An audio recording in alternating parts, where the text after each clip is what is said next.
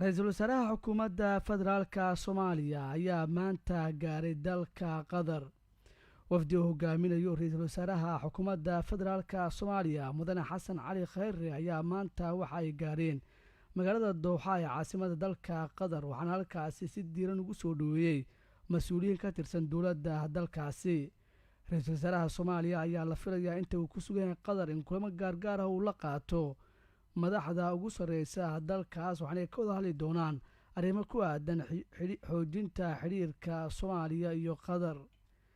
safarka ra-iisul wasaaraha ayaa ku soo aadaya xilli madaxweynaha jamhuuriyadda federaalka soomaaliya oo isla ku maqan yahay magaalada barakeysan ee maka ee boqortooyada sacuudi carabiya, halkaas oo uga qayb galay shirar ku aadan ama ay yeesheen iskaashiga islaamka iyo sidoo kale ururka jaamacadda carabta, kaasoo lagu qabtay magaalada maka ee dhulka barakeysan. madaxtooyada soomaaliya ayaa sanadkii labaad waxay ciidsiinaysaa caruurtii ay ka geeriyoodeen wariyaashii lagu dilay gudaha soomaaliya. munaasabad kooban oo lagu qabtay gudaha magaalada caasimadda ee muqdisho ayaa waxaa ka qayb galay waryaheena mutawakil, waxaana uu ka diyaariyey warbixintan. 82 caruur oo isugu jira wiilal iyo gabdho, kuwaas oo ah agoontii ay ka geeriyoodeen wariyaal siyaabo kala duwan ugu dhintay magaalada muqdisho ayaa maanta la guddoonsiiyey deeq lacageed, waxaana deeqdaas ujeedkeedu ahaa inay ugu qayb galaan u dabaaldega munaasabadda ciidulfidriga oo curashadeeda inaga xigto maalmo qura. munaasabad kooban oo maanta ka dhacday muqdisho ayaana lagu guddoonsiiyey deeqdaasi lacageed. mid walba oo caruurtaas ka mid ah waxaa la guddoonsiiyey lacag dhan $50.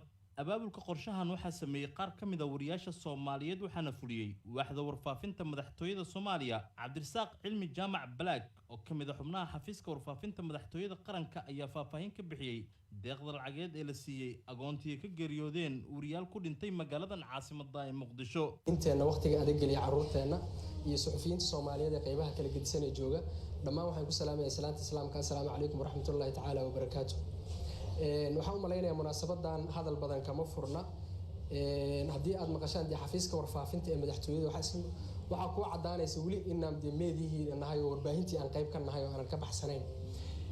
waxaan rabaa inaan ugu horreyn u mahadceliyo guddiga uu ugu horreeyay Cabdullaahi Cismaan Faarax ee isbuucyadan inta annaga aan jiifnay ama aan shaqooyinkeena ku mashquulsanaa, iyagoo ku mashquulsanaa inay caruurteennii dib ula xiriiraan, database-kooda dib u raadiyaan, caafimaadkoodii waxooda dib u raadiyaan, ayna suurto geliyaan inay halkan isugu keenaan. waxaan leeyahay aad u mahadsantihiin.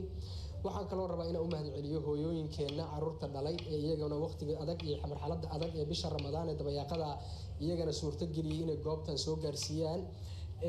waxaan leeyahay hawshan ma ahan hawl maanta mahadsanid looga sugayo ka xafiis ahaan. xafiiska warfaafinta ee madaxtooyada waxaan is leeyahay waa hawl waajib nagu ah, waayo saxaafadii aan ka nimid, caruurtan aabayaashooda asxaabtoodii aan ahayn, ragaan isla soo qariibnay, isla soo jabnay. intaas biri annaga meesha ka bixi doona oo ii sheeg maxaa tiraahdaay hawshan ragba oo media ka tirsan la wareegi doona. marka wax wanaagsan haddii aan jideyno ama wax wanaagsan aan aragno waxaan ku qasbannahay inaan taageerno, garab istaagno. mahadcelin kadib waxaan rabaa inaan mar labaad guddiga aan ugu mahadceliyo in sanadii labaad ay suurto geliyaan in hawshan si qurux badan aan dib u helno caruurteennii, aan ula faraxno, waan maaragtay aan la qaadano waqti oon u hambaliyeyno, iyada ugu hambaliyeyno, iyagiina ay dareemaan in aabbayaashood iyo hooyooyinkood ay ka tageen saaxiibo fiican, inay uga tageen walaalo fiican oo ka warqaba inay uga tageen. muhiimadda maaha waxaan inay qabanayso hal maalin oo caruurta la iidsiiyo, ma ahan inay wax weyn ay qabanayso, laakiin waxaan aaminsanahay markii wax la bilaabayo waxbaa ka qaldanaanaya. hawl kasta ee la bilaabayo isku day la sameeyo, dhaliilna way yeelanaysaa, amaalna way yeelanaysaa. waxaan aaminsanahay wixii aan sameeyno sanad ka hor maanta inay ka wanaagsanaanayso oo tiradii iyo ii sheeg maxaa tiraahdaa qaabkii soo dhaweyntii iyo qaabkii waqtigii inuu ka fududaanayo. waxaan rabaa inaan raacsiiyo agaasimayaashii ugu horreeyay ee hadlay ee Cabdullaahi iyo ii sheeg Xasan iyo Cabdullaahi Xirsi iyo Cabdullaahi Cismaan Faarax, iyo waa hal talo oo muhiim ah oo ilaa hadda qorsheed aan ku guda jirno, oo ah muhiimadda hal bil ama hal sanadkii mar inta loo yimaado caruurta in wax lagu taro ama maaragtay iid laga bixiyo hadafkeena ma ahayn. innaga ka madaxtooye ahaan ka warfaafinta xafiiska madaxweynaha waxaan ballan qaadaynaa hawl waliba ee caruurtaasi yaryar ee agoonta lagu garab siinayo, hadday tahay mid waxbarasho, hadday tahay mid caafimaad, wixii kaalinahay nooga aadan inaan qaadano, wixii garab istaagana inaan la garab taagannahay, waayo waa caruurteennii. biri annaga booska ii sheeg maxaa tira caruur baan dhalnay, annaga tegi karna, wixii aan jidaynaa rabnaa miraheeda inaan biri aan guro. 24 wariye oo ka mid ah wariyaashii ku geeriyooday magaalada muqdisho caruurtii ay ka geeriyoodeen ayaa ka faa'iideystay deeqdaasi lacageed waxaana ka mid ah caruurtii ay ka geeriyoodeen wariyaal ka howlgelayay idaacadan Shabeelle ee Muqdisho. wasiir ka tirsan maamulka galmudug ayaa ka badbaaday shil gaari oo ka dhacay duleedka magaalada Dhuusamareeb ee xarunta maamulkaasi. shilkan ayaa waxaa ku dhaawacmay askari ilaalo u ahayd wasiirkaasi oo ka tirsan galmudug. wararkii ugu dambeeyay waxaa gaalkacyo ka soo diray Cali Gaab. wasiirka amniga dowlad goboleedka galmudug ayaa ka badbaaday shil gaari oo ka dhacay duleedka magaalada Dhuusamareeb. shilka gaari ayaa waxa uu ka dhacay deegaano hoostaga Dhuusamareeb halkaas oo wasiirku kormeer ku marayay xariiq ciidamada galmudug ay ku leeyihiin. qaar ka mid ah ilaaladiisa ayaa dhaawacyo fudud ka soo gaareen shilkaani gaari oo u galay gaariga uu watay wasiirka amniga dowlad goboleedka galmudug Saadaq Sheekh Yuusuf. wasiirka amniga dowlad goboleedka galmudug oo qaar ka mid ah warbaahinta la hadlay ayaa ka warbixinaya sida ay wax u dhaceen iyo khasaaraha ka dhashay shilkaasi gaari ee ka dhacay duleedka magaalada Dhuusamareeb. أول دقيقة قوقنا صدح ويل أي كنا كفرنا كوضع يغيرنا الشركة وغترة لكن الحمد لله إلى أهل يسري قادوا رويني يركض روك على صدح صوتا مدى وحيالي هلك هذا مرحب الحكمة طبعا حكي لدينا رحمة الشيء خاص كفروا بالطريقة مدى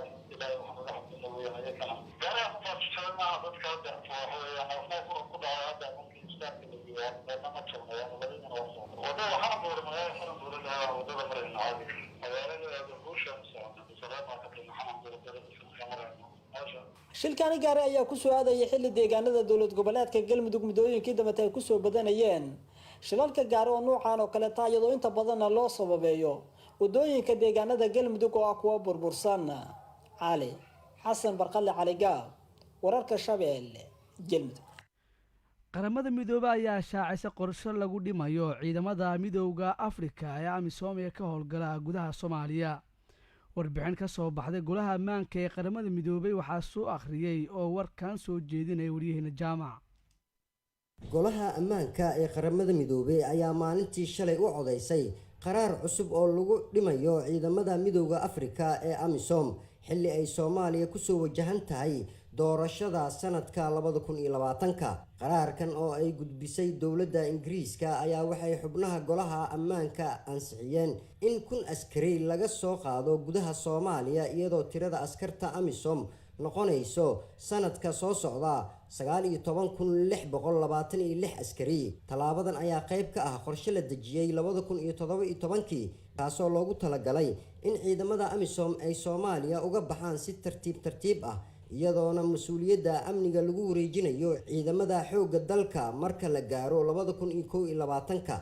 waxaa sidoo kale dalka ku sugan askar boolis ah oo gaaraya 140 askari kuwaas oo qayb ka ah howlgalka midowga Afrika.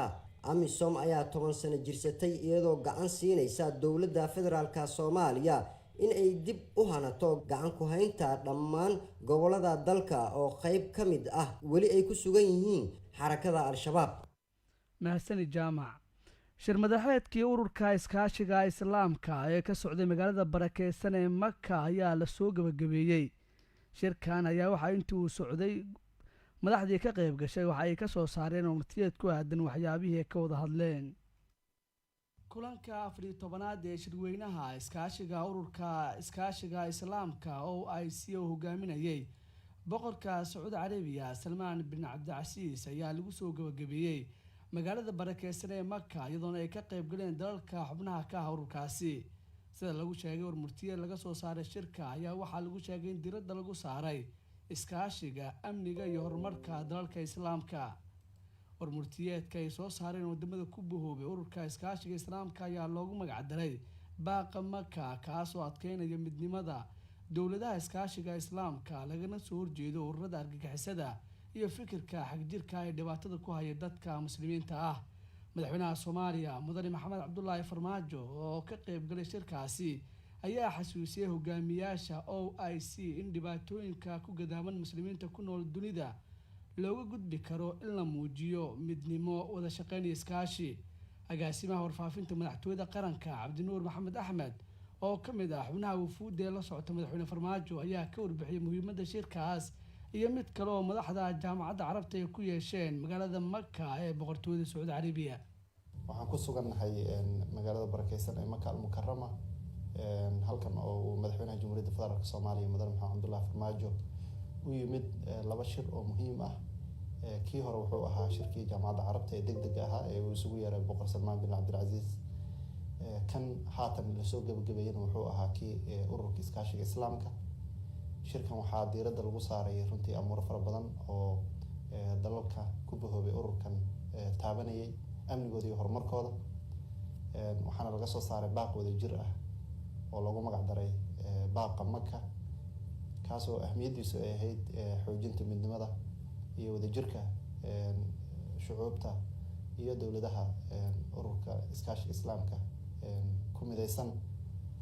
waxaa kaloo jiray oo lagu cambaareeyay loogana hadlay ururada argagixisada ah iyo falalka argagixisnimada ah in meel looga soo wada jeesto. Soomaaliyana ahmiyad gaar ah shirkan runtii u lahaa intii uu socdayna madaxweyne Maxamed Cabdullaahi Farmaajo wuxuu kulamo gaar la qaatay madax iyo amiiro iyo boqorro shirka ka soo qayb galay. waxaana runtii kulamadii xalay uu galay ugu muhiimsanaa kii uu la qaatay dhaxal sugaha boqortooyada Sacuudi Carabiya Maxamed bin Salmaan. madaxweynaha iyo dhaxal sugaha waxay ka wada hadleen sidii loo xoojin lahaa xiriirka ka dhexeeya Sacuudiga iyo Soomaaliya iyo sidii dowladda Sacuudigu ay kaalin mug leh uga qaadan lahayd dowlad dhisidda iyo garab istaagga shacabka iyo dowladda Soomaaliya. shirkan iyo kii ka horreeyay madaxweynaha waxaa ku heliyay wasiirka arrimaha dibadda iyo iskaashiga caalamiga ah Danjire Axmed Ciise Cawad, wasiiru dowlaha madaxtooyada xildhibaan Cabdulqaadir Sheekh Cali Baqdaadi iyo agaasimaha guud ee madaxtooyada qaranka Mudane Dr. Nuur Diiriye Xirsi Fuursade. shirka iskaashiga islaamka iyo mid kale oo dalalka jaamacadda carabta ku yeesheen magaalada barakeysan ee Maka ayaa waxaa soo qaban qaabisay dowladda boqortooyada Sacuudi Carabiya, gaar ahaan boqor Salmaan bin Cabdilcaziz. faahfaahinno dheeraad ah ayaa ka soo baxaya dilal la xidhiidha aanooyin qabiil oo ka dhacay deegaan hoostaga gobolka Galgaduud ee bartamaha Soomaaliya. dilalka ceenkan oo kale ayaa kusoo laalaabta gobolkaas, waxaana mararka qaar ay sababaan dagaal beeleed ka dhaca deegaano ka tirsan gobolka Galgaduud oo dhaca bartamaha dalka. Cali Gaab ayaa mar kale warkan gaalkacyo ka soo diray. warar kala duwan ayaa ka soo baxaya dilal salka ku haya aanooyin qabiil oo ka dhacay duleedka magaalada Dhuusamareeb. wararka naga soo gaaraya deegaan 20 kilomitir dhanka bari kaga beegan magaalada Dhuusamareeb ayaa ku waramaya in halkaas lagu dilay 4 ruux, mid kale tan lagu dhaawacay. dilka ayaa salka ku haya aanooyin qabiil sida dadka deegaanku ay noo xaqiijiyeen, waxaana halkaas laga dareemayaa xiisad colaadeed. goobjoogayaal ku sugan deegaanka ay wax ka dhaceen ayaa warbaahinta la wadaagay in halkaas ay ka jirto xiisad u dhaxaysa 2 maleeshiya beeleed. xiisadan ayaa muddooyinkii dambe ka taagneed halkaas iyadoona salka ku haysa dilal qorsheysan oo hore uga dhacay deegaano ka tirsan gobolka Galgaduud, gaar ahaan duleedka magaalada Dhuusamareeb. mas'uuliyiinta Galmudug iyo sidoo kale talaamaha amnigu wali wax faahfaahin kama aysan bixin, mana jirto cid ku baxday dagaalada ka dhacay deegaano ka mid ah gobolka Galgaduud, gaar ahaan duleedka magaalada Dhuusamareeb. odayaasha dhaqanka deegaanka ayaa ilaa iyo haatan la soo sheegin in halkaas ku bixeen, mana jirto waan nabadeed oo halkaas ka soconaysa. qaar ka mid ah dadka deegaanka ayaa sheegay in halkaas iminka ay ka socoto barakaca dadka deegaanka, isla markaasna ay ka cabsi qabaan in halkaas uu dagaal ka dhaco. Cali Xasan Barqale, Cali Gaab, wararka